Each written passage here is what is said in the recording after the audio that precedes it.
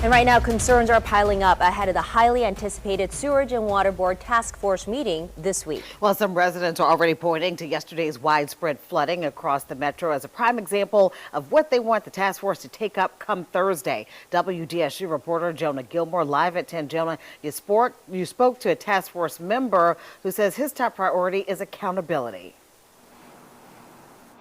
Gina Sulla, that task force board member, tells me people living in New Orleans should not have to deal with flooding every time it rains, and Sewerage and Water Board has a lot of work to do. I lose sleep because we have to get up and make sure that our cars are going to be okay.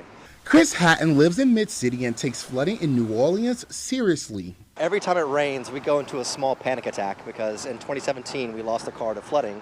He says Monday's flooding was no different, and it's time for the city to address the issues. Somebody needs to take a really solid look at Sewage and Water Board and decide what needs to happen. I don't have the answer for that, but it has to change, whatever it is, because this is not working. It's not sustainable. According to Governor Jeff Landry, that answer is the Sewerage and Water Board Task Force. The goal for the 14-member board is to review the billing process, management, governing, and organizational structure. What can we do to help New Orleans get over this problem that they've had for, decades? Gordon Dove is a member of the task force and says his top priority is a detailed report, including how many drains are in the city and how often they are cleaned. I want to know what their maintenance program is, and what are they doing to replace these pumps. He says those 100-year-old pumps are often an issue New Orleans residents say they are tired of hearing. That's something I always hear when there is a lot of flooding is that, oh, the pumps aren't working. That seems to be the continuous excuse.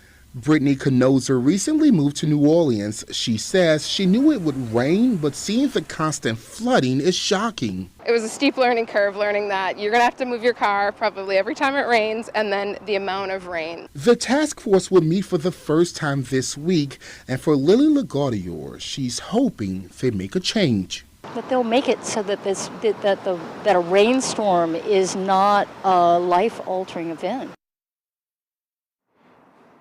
The task force will meet Thursday at University Medical Center on Canal Street. That meeting will be held from 4 until 7 in the evening, and it's open to the public. Jonah, the New Orleans City Council members, they are not on this task force. Are they planning to attend these meetings? Now, Sulla, 2 of 7 council members did respond to me. Freddie King tells me he will be listening in.